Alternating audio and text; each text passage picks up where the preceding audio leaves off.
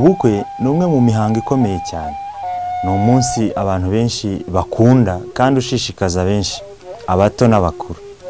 Umuco w'u Rwanda ho ubukwe ni umuhango ukomeye kuko wahuzaga umusore n'inkumi, aba bakavamo abagabo n'abagore. Nanone ubukwe bwahuzaga imiryango kuko bwatumaga imiryango igirana igihango gishingiye ku rukundo, urukundo rudashira. Muri iki gihe ariko ubukwe burimo ibibazo byinshi bivugwamo, ari nabyo bigira ingaruka ku ngo zishingwa, aho usanga benshi bavuga ko ari bwo butuma ingo zihoramo amakimbirane kandi zigasenyuka zitarambye. Twaganiriye n'abantu batandukanye ngo batubwire uko bumva ishusho y'ubukwe muri iki gihe. Cyane cyane twibanze ku kibazo cyo kurambagiza, twibanda no ku kibazo cy'inkwano, aho usanga ngo inkwano ari umurengera, bigatuma n'ubukwe buhenda abantu bagashinga ingo ariko baratakaje byinshi. Reka tuganire na bamwe muri bo.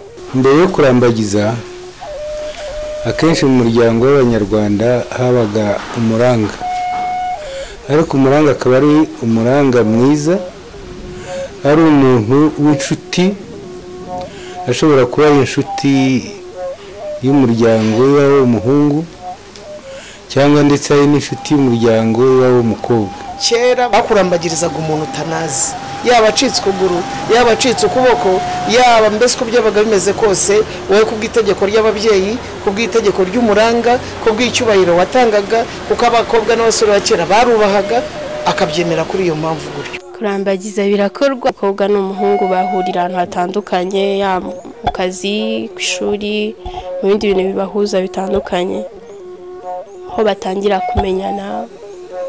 N'iki gihe urebye niko ariko hari nubwo bashobora kudahura imbona nkubone, bashaka guhura ku mbuga nkoranyambaga, aho iterambere ryaziye birashoboka nabyo. Kurambagiza ngewe uko mbibona nyine ni igihe nk'umusore afata akiga ku mukobwa yifuza ko wenda bazarushinga, noneho icyo gihe afata yamaze kumubona batangira urugendo rwo gukundana, bamara gukundana bitewe n'intambwe bagezeho bakazagera igihe akamusaba ko babana. Bashaka kumenyanira ahantu henshi, hari abamenyanira mu mashuri, hari abamenyanira mu kazi, mu nsengero, yewe hari n'abashobora guhura bakumva biyumvanyemo. Ubu ngubu uraganira n'umukobwa kuri WhatsApp, kuri Facebook cyangwa na WhatsApp, muhanye nimero rimwe, mutangiye kubwirana amagambo y'ubwenge cyangwa amagambo ajyanye n'igihe tugezemo, ugasanga umutima arawutwaye ku buryo bworoshye. Hari akantu k'inenge umuntu yabonamo, kubona abantu bavugana, yenda bakavugana muri WhatsApp cyangwa se bakavugana kuri telefone, ukazumva ngo baracakanye. Ikindi rero urumva ko mu bukwe bwari busanzwe aho ababyeyi bagiragamo uruhare rwo kuvuga bati rwo gushima, nabo bagashimira umuhungu wabo umukobwa cyangwa bagashimira umukobwa wabo umuhungu. Nyuma yo kurambagiza, imihango y'ubukwe yakomerezaga mu gusaba no gufata irembo, no gusaba no gukwa umugeni, aha akaba ariho hatangwaga inkwano.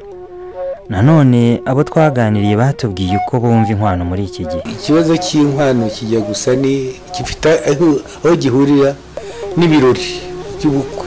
Inkwano ubundi inkwano yari ikwiye kuba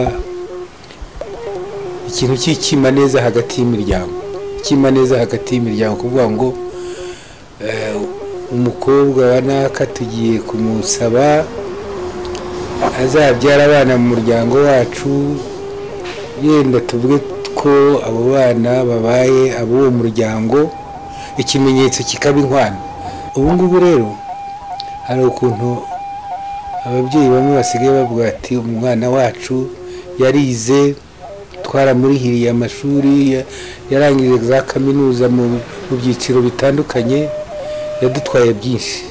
Umuhungu ushaka kumushaka nawe natange byinshi. Kubyerekeye inkwano ho ni ikibazo nabwo gikomeye, kubera umwana wo mu bakire azanye umuhungu wo mu bakene, ati dore umuhungu nzanye ngo aze kunsaba.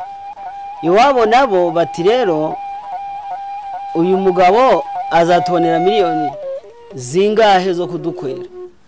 Ntabwo miliyoni zingahe azazibona kuko n'umwana wa mugani mu bantu boroheje cyangwa unirwanaho udafite n'abo babyeyi bamukwerera. Ubundi kera hakwaga umubyeyi. Iyo nkwano rero yakagiye mu mukobwa yicara akavuga ati rero shingiye kuri capacity umuhungu afite, ubushobozi afite, niba ari 200,000 niba ari 100,000, ibyo ndabona aribyo byakageze igihe byagatanzwe. Noneho ko ababyeyi bakagendera kuki, bakagendera kuri icyo cyifuzo. Ese ibi bibazo bigaragara mu bukwe byakemuka bite ngo hubakwe ingo ziramba? Ubundi urugo kugira ngo rukomere ni uko umuhungu n'umukobwa babana bumvikana, kandi nanone muri kwa kumvikana kukabamo no kwihanganirana.